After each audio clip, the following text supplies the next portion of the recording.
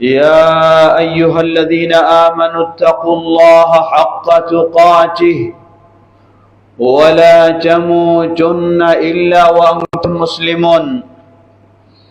أما بعد، فإن خير الحديث كتاب الله، وخير الهدي هدي محمد صلى الله عليه وسلم، وشر الأمور محدثاتها، وكل محدثة بدعة، وكل بدعة ضلالة، وكل ضلالة في النار. فأعوذ بالله من الشيطان الرجيم. فاعلم أنه لا إله إلا الله، واستغفر لذنبك وللمؤمنين والمؤمنات. আলহামদুলিল্লাহ, শুরুতে আবার প্রশংসা জ্ঞাপন করছি সেই আল্লাহ সুবহানাহু ওয়া তাআলার, যার বিশেষ তৌফিকে আমরা পৃথিবীতে এসেছি, জীবিত রয়েছি, সুন্দর সুষ্ঠুভাবে চলাফেরা করার সুযোগ লাভ করেছি, যিনি আমাদেরকে তাঁর দিনের পথ দেখিয়ে আমাদেরকে সম্মানিত ও ধন্য করেছেন। সেই আল্লাহর প্রশংসা জ্ঞাপনার্থে বলি আলহামদুলিল্লাহ। অতঃপর অসংখ্য সালাত ও সালাম পেশ করছি প্রিয় রাসূল মুহাম্মদ সাল্লাল্লাহু আলাইহি ওয়াসাল্লাম, তাঁর আসহাবে কিরাম, আহলে বাইত, শেষ দিবস পর্যন্ত তাঁর প্রতিটি একনিষ্ঠ অনুসারীদের উপর। সমবেত মুসল্লিবৃন্দ, শুরুতেই স্মরণ করে দিতে চাই, আজকে আমরা জুমার কিছুক্ষণ আগেই, হয়তো ঘন্টাখানেক আগে আমরা অনুভব করেছি, বা ঘন্টা দেড়েক আগে, 10:40 দিকে, 11:15 দিকে, আল্লাহ সুবহানাহু ওয়া তাআলা সবকিছুর মালিক। আমরা যতই প্রস্তুতি নেই, যতই নিজেকে গুছিয়ে রাখি, লন্ডভন্ড করে দিতে আল্লাহ রাব্বুল আলামিনের মুহূর্তেরও প্রয়োজন হয় না। সেগুলি আল্লাহ সুবহানাহু ওয়া তাআলা মাঝে মাঝে স্মরণ করে দেন। আল্লাহ রাব্বুল আলামিন বলেন, যাহারাল ফাসাদু ফিল বাররি ওয়াল বাহর বিমা কাসাবাত আইদিন নাস লিয়ুযীকাহুম বা'দা মা আমিলু লাআল্লাহুম ইয়াহযারুন। যাহারাল ফাসাদু ফিল বাররি ওয়াল বাহর, জলে ও স্থলে যে বিপর্যয় দেখা যায়, এগুলি সবগুলি হলো মানুষের অপকর্মের ফলাফল। আল্লাহ রাব্বুল আলামিন সূর্যকে সৃষ্টি করেছেন, তাকে দায়িত্ব দিয়েছেন, তার একটা নিয়ম দিয়েছেন। সেই নিয়ম কোনোদিন সামান্য সময়ের জন্য ব্যতিক্রম করেনি। সূর্য সেই নিয়মেই চলছে, চন্দ্র সেই নিয়মেই চলছে, সব গ্রহ এভাবেই চলছে। কিন্তু মানুষকে আল্লাহ রাব্বুল আলামিন সৃষ্টি করেছেন, চলার নিয়ম দিয়েছেন, মানুষ সেই নিয়ম মানতে রাজি নয়। মানুষ সেই নিয়মকে অনিয়ম করবেই, ইবলিস তার পিছনে লেগে আছে। আল্লাহ রাব্বুল আলামিন মানুষের এই অনিয়মে, অপকর্মের কারণে এই বিপর্যয়গুলি দেখান। আল্লাহ রাব্বুল আলামিন সামান্য কিছু অনুভব করার সুযোগ দেন, যে তাদের অপকর্মের ফলাফলটা এতই ভয়ঙ্কর এবং এতই কঠিন, এতই ভয়াবহ হতে পারে, যার সামান্য কিছু আল্লাহ সুবহানাহু ওয়া তাআলা এগুলির মাধ্যমে আমাদেরকে উপলব্ধি করার সুযোগ করে দেন। আল্লাহ এগুলি দিয়ে থাকেন এজন্যই, যাতে মানুষ সতর্ক হয়, আল্লাহর পথে, দিনের পথে, সঠিক পথে, যেই পথে চলা দরকার সেই পথে ফিরে আসে। আল্লাহ আমাদের এগুলি থেকে শিক্ষা নেওয়ার তৌফিক দান করুন। মানুষ আসলে এই দুনিয়ার পিছনে ছুটতে ছুটতে সব ভুলে যায়, আল্লাহকেও ভুলে যায়। উন্নত প্রযুক্তি এত কিছু আবিষ্কার করে যখন, মনে করে আল্লাহ মনে হয় আর এগুলির নাগালেও যেতে পারবেন না। নাউযুবিল্লাহ।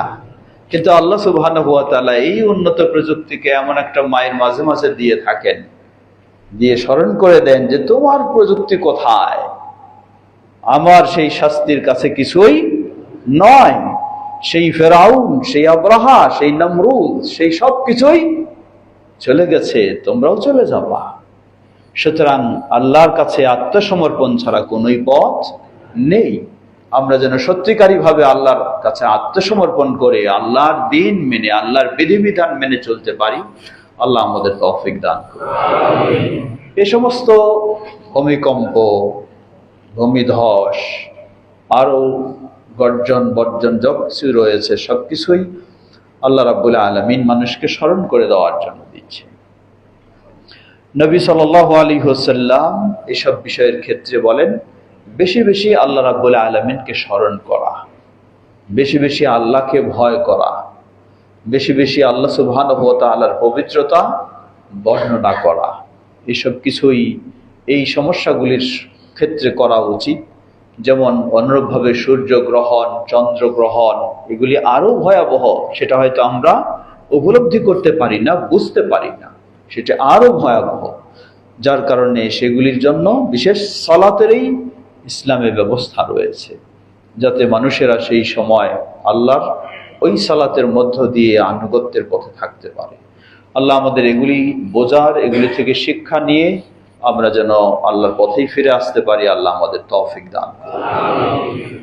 সমবেত মুসল্লিবৃন্দ, আজকে যে বিষয়টি নিয়ে কথা বলতে চাই, নির্দিষ্ট সময়ের মাঝে সম্ভব অনুযায়ী আমরা কথা বলবো। আপনাদের একটি অবগত করি, মসজিদ কর্তৃপক্ষ বহুদিন ধরে বলে আসছিলেন প্রতি মাসে নিয়মিত একটি খুতবা দেওয়ার জন্য, কমপক্ষে একটি। তো আলহামদুলিল্লাহ আমি সম্মতি জ্ঞাপন করেছি, প্রতি মাসে তৃতীয় জুমা আপনাদের সাথে পড়ার চেষ্টা করব ইনশাআল্লাহ। তো আজকে দিয়েই সেটি শুরু। তো মনে করছি সেই শুরুর কথা হওয়াই ভালো। শুরুর কথা কি? শুরুর কথা হলো কিভাবে আমরা আমাদের ইসলাম শুরু করব। একজন মুসলিম ইসলাম শুরু করবে কালিমা শাহাদা দিয়ে, আশহাদু আল্লা ইলাহা ইল্লাল্লাহু ওয়াহদাহু লা শারীকা লাহু ওয়া আশহাদু আন্না মুহাম্মাদান আবদুহু ওয়া রাসূলুহু। এই শাহাদা, কালিমা শাহাদা এর দুটি পার্ট। প্রথম হলো লা ইলাহা ইল্লাল্লাহ, দ্বিতীয় হলো মুহাম্মাদুর রাসূলুল্লাহ। আজকে অতি সংক্ষিপ্তভাবে প্রথম পার্ট নিয়ে আমরা কথা বলবো, কারণ এই প্রথম পার্টের মর্যাদা সম্পর্কে কোরআন এবং সুন্নায় অনেক স্পষ্ট বর্ণনা এসেছে। আল্লাহ রাসূল সাল্লাল্লাহু আলাইহি ওয়াসাল্লাম এক হাদিসে বলেন, মান ক্বালা লা ইলাহা ইল্লাল্লাহ দাখালাল জান্নাহ। যে ব্যক্তি লা ইলাহা ইল্লাল্লাহ বলবে জান্নাতে যাবে। আরেক হাদিসে আল্লাহ রাসূল সাল্লাল্লাহু আলাইহি ওয়াসাল্লাম বলেন, মান ক্বালা লা ইলাহা ইল্লাল্লাহ ওয়া কাফারা বিমা ইউবাদু মিন দুনিল্লাহ হারুমা মালুহু ওয়া দামুহু ওয়া হিসাবুহু আলাল্লাহ। যে ব্যক্তি বলে লা ইলাহা ইল্লাল্লাহ এবং আল্লাহ ব্যতীত যা রয়েছে সবকে অস্বীকার করে, আল্লাহ ব্যতীত যারই ইবাদত করা হয় সবগুলিকে অস্বীকার করে, হারুমা মালুহু ওয়া দামুহু, তখনই তার জানমাল নিরাপদ হয়ে যায়। আরেক হাদিসে আল্লাহ রাসূল সাল্লাল্লাহু আলাইহি ওয়াসাল্লাম বলেন, ইন্নাল্লাহা হাররামা আলান নারি মান ক্বালা লা ইলাহা ইল্লাল্লাহ ইয়াবতাগি বিযালিকা ওয়াজহাল্লাহ। আল্লাহ সুবহানাহু ওয়া তাআলা জাহান্নামের আগুনকে হারাম করে দিয়েছেন ওই ব্যক্তির জন্য। জাহান্নামের আগুনকে হারাম করে দিয়েছেন, এর মানে কি? কোনো এক মুহূর্তের জন্যও নয়, ওই ব্যক্তির জন্য। মান ক্বালা লা ইলাহা ইল্লাল্লাহ ওয়া ইয়াবতাগি বিযালিকা ওয়াজহাল্লাহ, যে ব্যক্তি বলবে লা ইলাহা ইল্লাল্লাহ আর এই বলার মাধ্যমে সে আল্লাহর সন্তুষ্টি আশা করবে, ওই ব্যক্তির জন্য আল্লাহ রাব্বুল আলামিন জাহান্নামের আগুনকে একেবারেই হারাম করে দিয়েছেন। সুবহানাল্লাহ। আরেক হাদিসে আল্লাহ রাসূল সাল্লাল্লাহু আলাইহি ওয়াসাল্লাম বলেন, মান কানা আখিরু কালামিহি লা ইলাহা ইল্লাল্লাহ দাখালাল জান্নাহ। যার জীবনের শেষ বাণীটি হবে লা ইলাহা ইল্লাল্লাহ দাখালাল জান্নাহ, সে জান্নাতে প্রবেশ করবে। আরেক হাদিসে আল্লাহ রাসূল সাল্লাল্লাহু আলাইহি ওয়াসাল্লাম বললেন, এটিও সহিহুল বুখারীর হাদিস, সবগুলি সহিহ। আবু হুরায়রা রাদিয়াল্লাহু আনহু রাসূলুল্লাহ সাল্লাল্লাহু আলাইহি ওয়াসাল্লামকে জিজ্ঞাসা করছেন, মান আসআদুন নাসি বিশাফাআতিকা ইয়াউমাল কিয়ামাহ, হে আল্লাহ রাসূল সাল্লাল্লাহু আলাইহি ওয়াসাল্লাম, কিয়ামতের কঠিন বিভীষিকাময় দিনে কোন ব্যক্তি আপনার শাফাআত পেয়ে সৌভাগ্যবান হবে? রাসূলুল্লাহ সাল্লাল্লাহু আলাইহি ওয়াসাল্লাম জবাব দিলেন, মান ক্বালা লা ইলাহা ইল্লাল্লাহ খালিসাম মিন কলবি, যে ব্যক্তি তার পরিষ্কার হৃদয় থেকে বলবে লা ইলাহা ইল্লাল্লাহ, ওই ব্যক্তি কিয়ামতের কঠিন বিভীষিকাময় দিনে আমার শাফাআত লাভে ধন্য হবে, সৌভাগ্যবান হবে। সুবহানাল্লাহ। সবটাই লা ইলাহা ইল্লাল্লাহকে। প্রশ্ন আসতে পারে, একজন ব্যক্তি এই লা ইলাহা ইল্লাল্লাহ পড়ছে, বরং আপনার চেয়ে বেশি লা ইলাহা ইল্লাল্লাহ জপছে, আবার ডুগডুগিও বাজাচ্ছে, আবার গাজাও টানছে, তাহলে এই লোকটার অবস্থাও কি তাই হবে যে এই লা ইলাহা ইল্লাল্লাহ পড়ার মাধ্যমে জান্নাতে চলে যাবে, এই লা ইলাহা ইল্লাল্লাহ বলার মাধ্যমে সে জাহান্নাম থেকে মুক্ত হয়ে যাবে, এই লা ইলাহা ইল্লাল্লাহ বলার মাধ্যমে রাসূলুল্লাহ সাল্লাল্লাহু আলাইহি ওয়াসাল্লামের শাফাআতে সে ধন্য হবে? জবাব, না, কখনোই হতে পারে না। লা ইলাহা ইল্লাল্লাহ বলার পরেও যদি কেউ লা ইলাহা ইল্লাল্লাহর নিষিদ্ধ কাজে লিপ্ত থাকে, তাহলে বুঝতে হবে তার ক্ষেত্রে লা ইলাহা ইল্লাল্লাহ কোনো কাজে আসবে না। তো এজন্যই, সময় যেহেতু আমাদের সীমাবদ্ধ, এজন্যই কোরআন এবং সুন্নাহ, এই বিশেষ করে এই হাদিসগুলির ক্ষেত্রে কেউ কেউ মন্তব্য করেছেন যে এই হাদিসগুলি ছিল প্রাথমিক পর্যায়ে, এখন এগুলি নেই, এগুলি মানসুখ হয়ে গেছে। জবাব, না, এগুলি মানসুখ হয়নি, রহিত হয়নি, এগুলি এখনো রয়েছে। কিন্তু বিষয়টি হলো লা ইলাহা ইল্লাল্লাহ কোরআন এবং সুন্নাহ বলে দেয়, এই লা ইলাহা ইল্লাল্লাহ বলতে কয়েকটি শর্ত রয়েছে। এই শর্তগুলি ঠিক রেখে যে ব্যক্তি লা ইলাহা ইল্লাল্লাহ বলবে, সেই ব্যক্তির জন্যই এই লা ইলাহা ইল্লাল্লাহ জান্নাত অপরিহার্য করে দিবে, এই লা ইলাহা ইল্লাল্লাহ জাহান্নাম হারাম করে দিবে, এই লা ইলাহা ইল্লাল্লাহ রাসূলুল্লাহ সাল্লাল্লাহু আলাইহি ওয়াসাল্লামের শাফাআতকে বৈধ করে দিবে ওই ব্যক্তির জন্য, যে ব্যক্তি এই লা ইলাহা ইল্লাল্লাহর কতগুলি শর্ত রয়েছে এই শর্তগুলি ঠিক রাখবে। এজন্য একজন প্রসিদ্ধ মুহাদ্দিস তিনি বলছেন, বোঝাতে গিয়ে বলছেন যে লা ইলাহা ইল্লাল্লাহ দিয়ে জান্নাতে যাওয়া যাবে ঠিকই, এটি জান্নাতের চাবি ঠিকই, কিন্তু মনে রাখতে হবে চাবি মানেই সাদামাটা হয় না, চাবির কিছু দাঁত থাকে। এই দাঁত যদি না থাকে তাহলে এই চাবি দিয়ে কোনো তালা খুলবে না। চাবির দাঁত যদি তালার দাঁতের সাথে মিলে যায় তাহলেই সেই তালা এই চাবি দিয়ে খুলবে। তো লা ইলাহা ইল্লাল্লাহ শুধু এই বাক্যটি যথেষ্ট নয়, এর সাথে আরো কিছু দাঁত রয়েছে। সেই দাঁতগুলি হবে কিছু করণীয়, হবে কিছু বর্জনীয়। করণীয়গুলি করতে হবে, বর্জনীয়গুলি বর্জন করতে হবে, তখনই এই লা ইলাহা ইল্লাল্লাহ দিয়ে জান্নাতের তালা খোলা যাবে। আর যদি করণীয় নাই, বর্জনীয় নাই, তাহলে এই লা ইলাহা ইল্লাল্লাহ কোনো কাজে আসবে না। আসুন আমরা সংক্ষিপ্ত সময়ের মাঝে একটু জেনে নেওয়ার চেষ্টা করি এই গুরুত্বপূর্ণ শর্তগুলি কি। প্রথম শর্ত হলো আল ইলম। 8টি শর্ত রয়েছে মোট। প্রথম শর্ত হলো আল ইলম। আল ইলম দ্বারা কি বুঝাই? আল ইলম দ্বারা বুঝাচ্ছি লা ইলাহা ইল্লাল্লাহ এই বাক্যটি আপনি পড়লেন, স্বীকৃতি দিলেন, বললেন, আপনি কি আসলে জানেন এই বাক্যটি আপনাকে কি নির্দেশ দিচ্ছে, এই বাক্যটি আপনাকে কি নিষেধ করছে? যদি এটি কিছুই না জানেন তাহলে এই লা ইলাহা ইল্লাল্লাহ দিয়ে কোনোই কাজ হবে না, এটি জানতে হবে। আপনি হয়তো বলবেন যে লা ইলাহা ইল্লাল্লাহ এটা জানতে হবে, জ্ঞান থাকতে হবে, এর দলিল কি? জবাব, আল্লাহ সুবহানাহু ওয়া তাআলা সূরা মুহাম্মদ 19 নম্বর আয়াতে বলেন, ফা'লাম আন্নাহু লা ইলাহা ইল্লাল্লাহ। আল্লাহ সুবহানাহু ওয়া তাআলা নির্দেশ দিচ্ছেন তুমি জ্ঞান অর্জন করো, জানো কিসের? আন্নাহু লা ইলাহা ইল্লাল্লাহ, এই বিষয়ে জ্ঞান অর্জন করো। আজকে একজন ব্যক্তি হাজারো বার লা ইলাহা ইল্লাল্লাহর জিকির করে, আবার আরেকজন মানুষের পায়ে সেজদা করে অথবা কবরে গিয়ে সেজদা করে। অথচ মক্কার সেই মুশরিক যারা ছিল, রাসূলুল্লাহ সাল্লাল্লাহু আলাইহি ওয়াসাল্লাম যখন তাদেরকে বললেন কুলু লা ইলাহা ইল্লাল্লাহ তুফলিহু, তোমরা বলো একবার শুধু লা ইলাহা ইল্লাল্লাহ, তাহলে সফল হয়ে যাবে, তারা রাসূলুল্লাহ সাল্লাল্লাহু আলাইহি ওয়াসাল্লামের কথা শুনলো না, প্রতিবাদ করলো। কি করলো প্রতিবাদ? তুমি কি এই লা ইলাহা ইল্লাল্লাহ বলার মাধ্যমে আমাদের এত সব মাবুদ সবগুলিকে নাকচ করে দিতে চাও? শুধু এক আল্লাহর কাছে সেজদা দিতে হবে? না, এটা হতে পারে না, এটি আমাদের বাপদাদার ধর্ম নয়। এর মানে তারা বুঝলো যে লা ইলাহা ইল্লাল্লাহ এটি মুখ দিয়ে বললে, এটি মেনে নিলে এক আল্লাহ ছাড়া অন্য কারো কাছে মাথা নত হতে পারে না, এক আল্লাহ ছাড়া অন্য কারোর জন্য সেজদা হতে পারে না।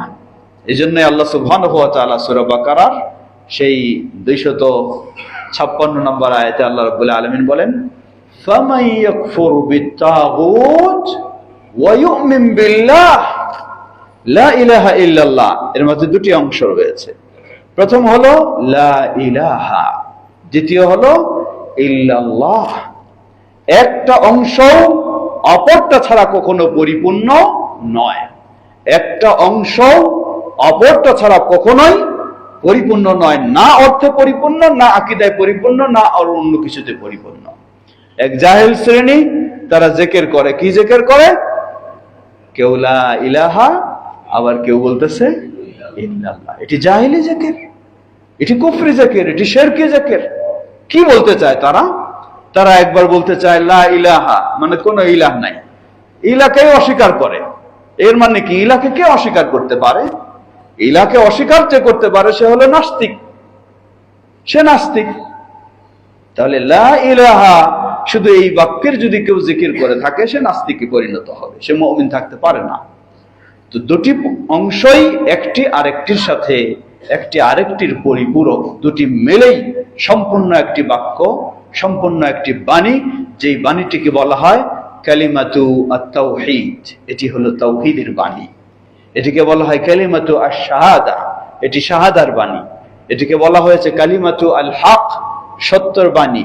এটিকে বলা হয় কালিমাতু আত-তাকওয়া, তাকওয়ার বাণী। এটিকে বলা হয় কালিমাতু আল-ইখলাস, ইখলাসের বাণী। এটিকে বলা হয় কালিমাতু আন-নাজাত, জাহান্নাম থেকে মুক্তি পাওয়ার বাণী। এটিকে বলা হয় কালিমাতু আল-ফাউজ, এটি কল্যাণের সাফল্যের বাণী।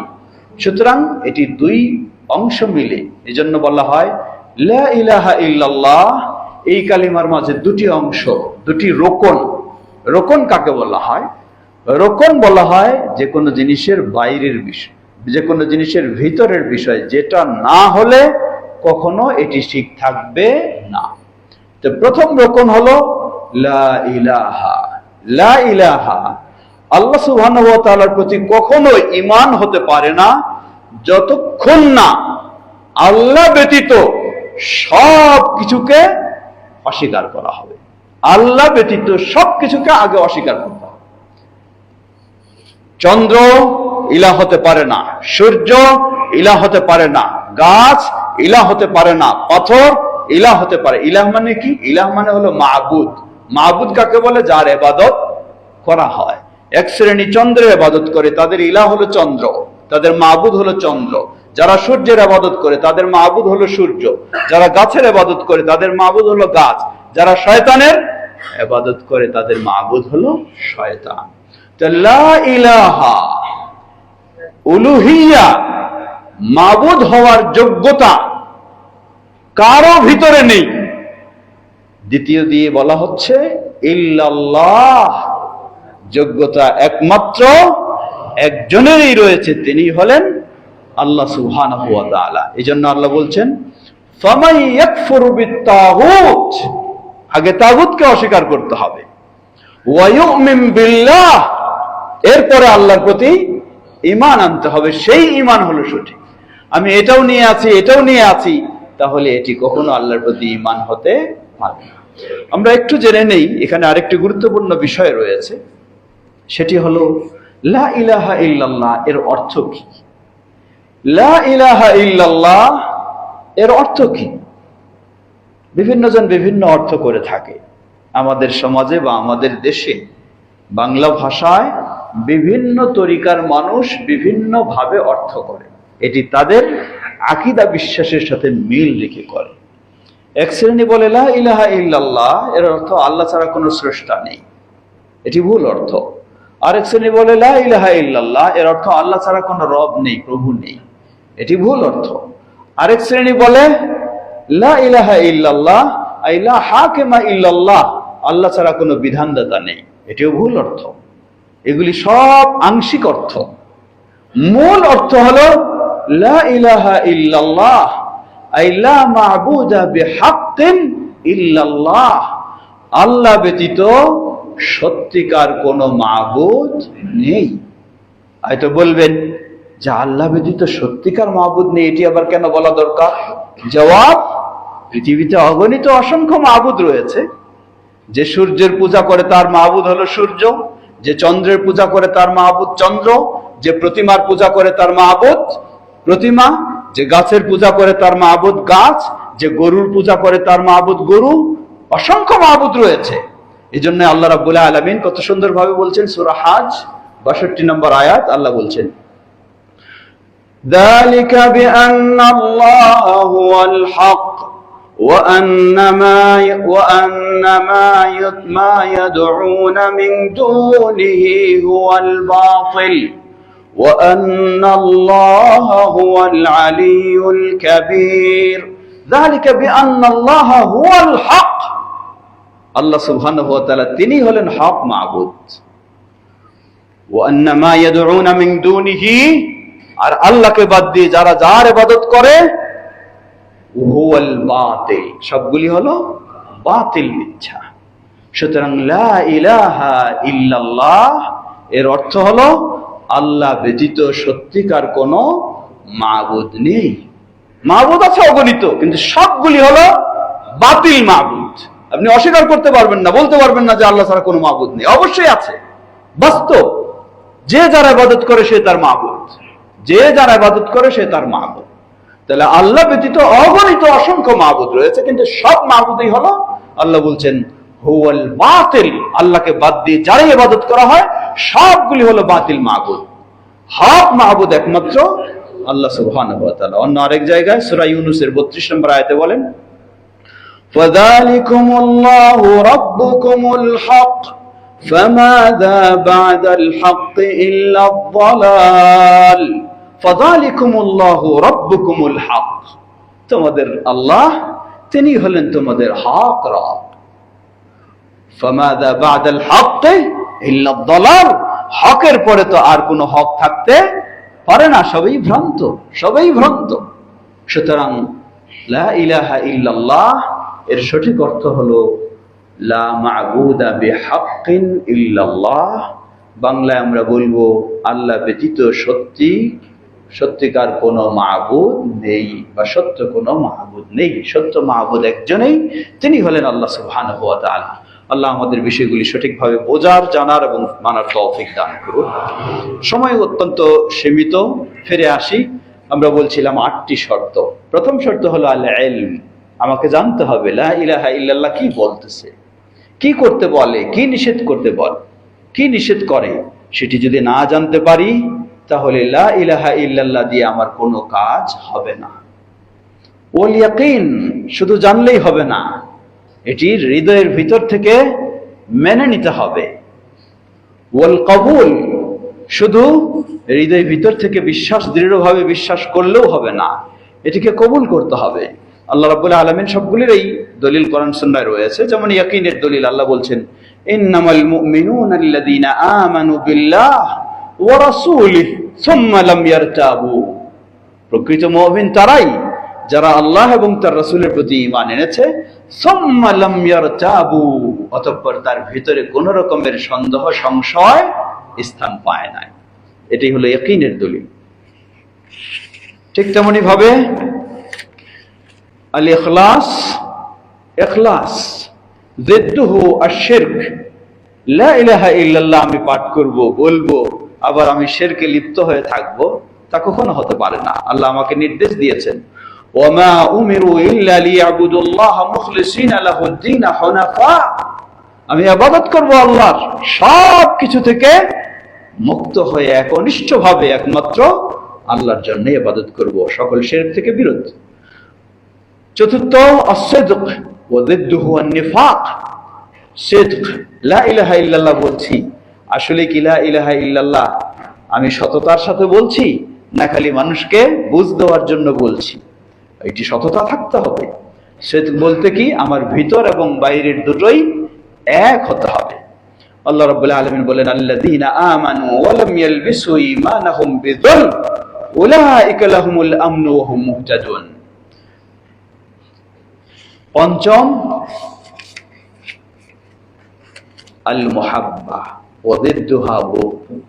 আল মুহাব্বা ভালোবাসা।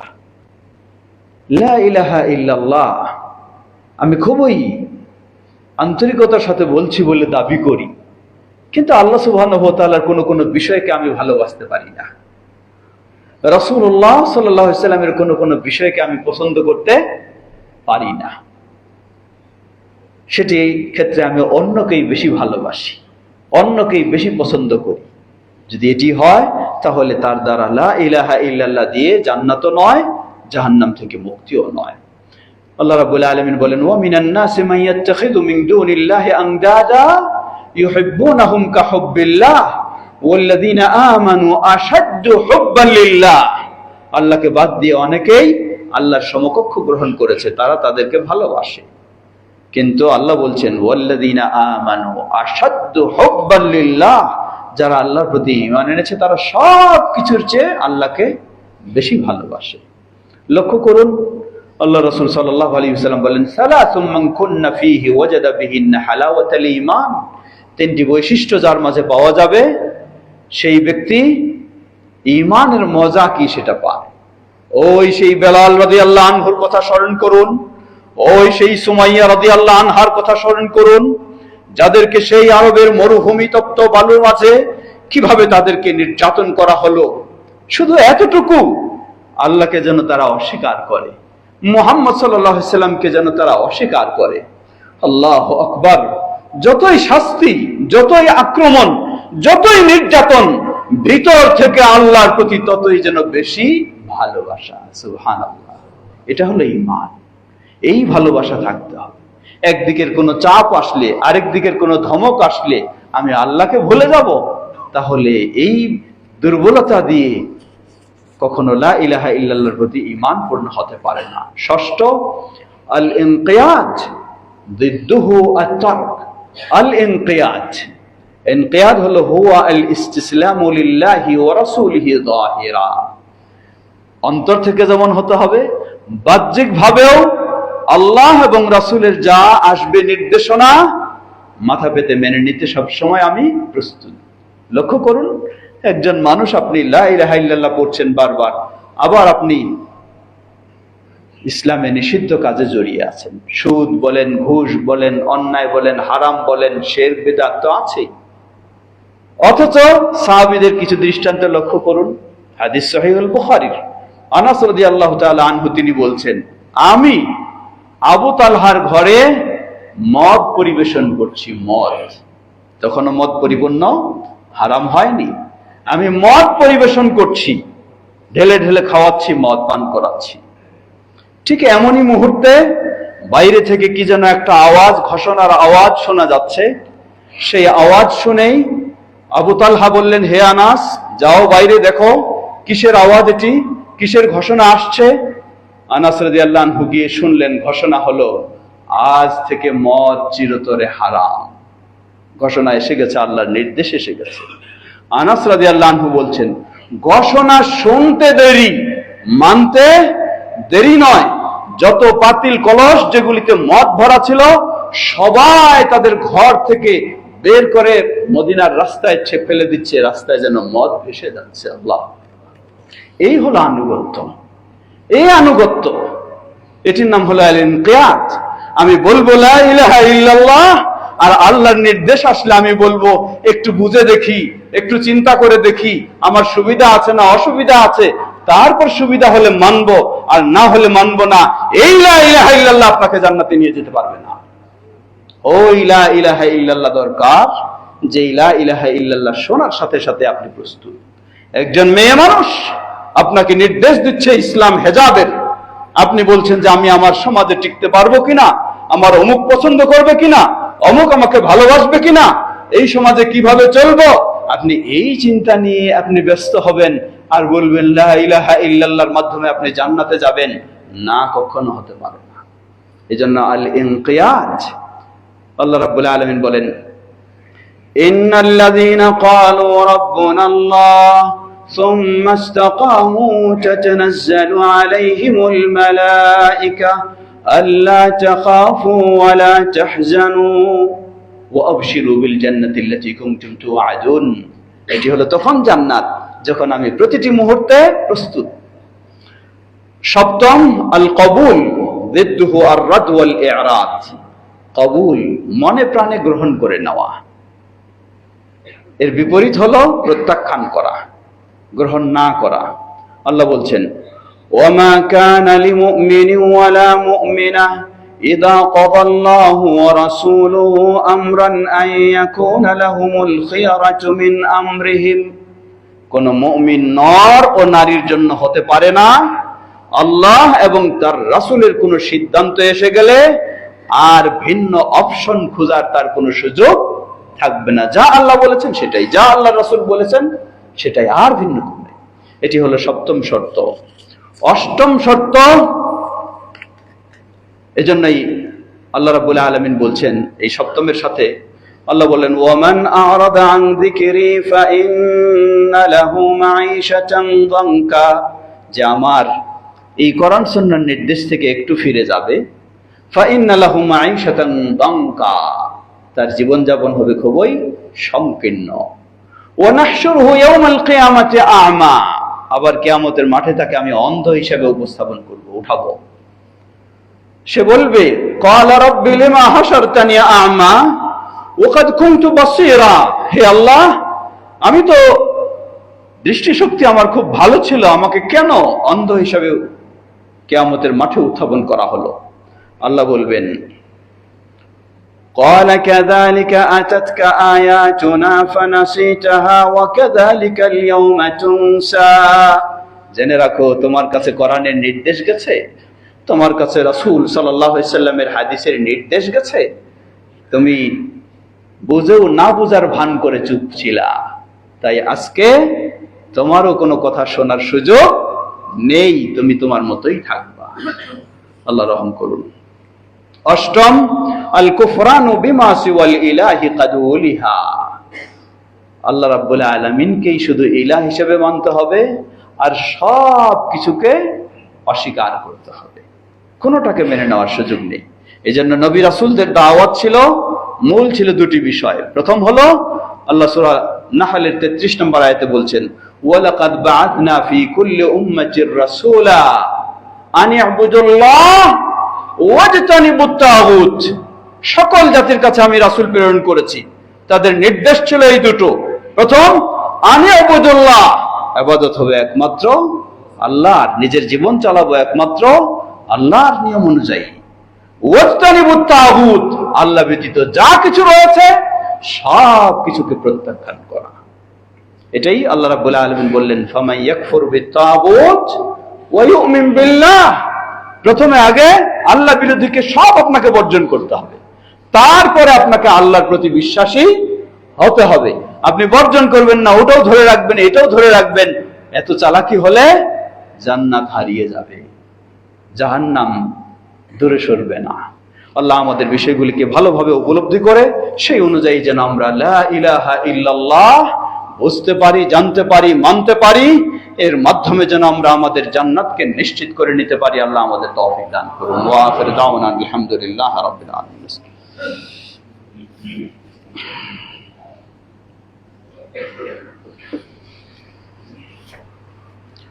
الحمد لله رب العالمين، والصلاة والسلام على عبد الله ورسوله نبينا محمد وعلى آله وصحبه أجمعين. أما بعد، فأيها المسلمون، أن الله تبارك وتعالى قال: فاعلم أنه لا إله إلا الله واستغفر لذنبك وللمؤمنين والمؤمنات. وصح عن النبي صلى الله عليه وسلم أنه قال: إن الله قد حرم على النار من قال لا إله إلا الله يبتغي بذلك وجه الله. رواه مسلم. وفي رواية أبي داود قال رسول الله صلى الله عليه وسلم: من كان آخر كلامه لا إله إلا الله دخل الجنة. وقال نبينا صلى الله عليه وسلم: أفضل الذكر لا إله إلا الله، وأفضل الدعاء الحمد لله. فأيها المسلم، إذا أردنا بكلمة الشهادة أو بكلمة التوحيد نحن ندخل الجنة ونجتنب عن النار، فعلينا معرفة كلمة لا إله إلا الله والإقرار أو النطق كلمة لا إله إلا الله بشروطها. فلا إله إلا الله معناها الصحيح أي لا معبود بحق إلا الله، كما قال الله تبارك وتعالى: ذلك بأن الله هو الحق وأن ما يدعون من دونه هو الباطل وأن الله هو العلي الكبير.